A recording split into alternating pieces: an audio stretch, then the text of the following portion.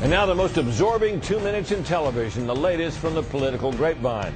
Senate Democrats are under attack from the left for being too soft on Joe Lieberman. The independent from Connecticut was allowed, as we've noted, to retain his Senate Homeland Security Committee chairmanship Tuesday, despite his support for Senator John McCain during the presidential campaign. Lieberman was stripped of his less coveted spot on the Environment and Public Works Committee.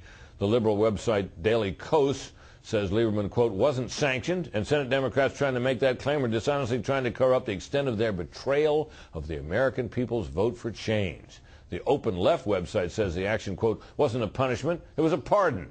Meanwhile, Lieberman tells the Politico newspaper that he relinquished his spot on the committee, quote, in the spirit of cooperation, and, quote, I don't view it as a sanction. But a senior Democratic aide says, quote, it's a sanction. Someone who serves on a committee for 20 years just doesn't drop it in the spirit of cooperation, end quote. Despite concerns on the right about the reimposition of the fairness doctrine to stifle talk radio, there seems to be little appetite for such a move.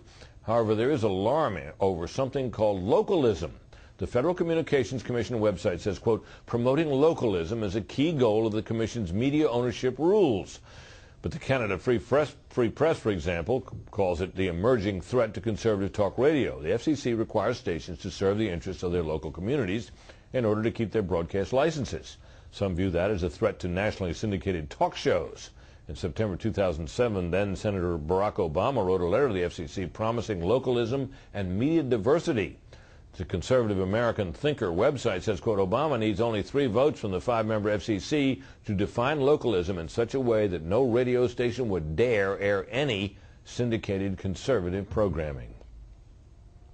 There are concerns that President-elect Obama's inauguration could leave taxpayers here in cash-strapped Washington, D.C. stuck with a huge bill.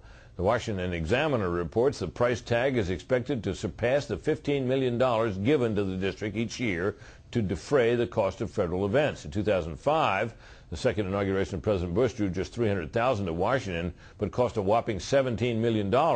Now it is estimated that as many as 4 million people could flock to D.C., forcing major costs for security, logistics, and other services.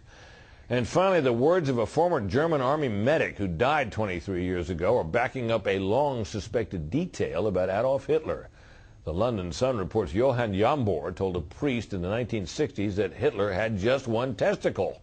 There had been widespread speculation over that part of his anatomy, and there's even a famous British ditty mocking his condition. Jambor says he saved Hitler's life after he suffered a groin injury during World War I. He told the priest, quote, his abdomen and legs were all in blood. Hitler was injured and lost one testicle. His first question to the doctor was, will I be able to have children, end quote.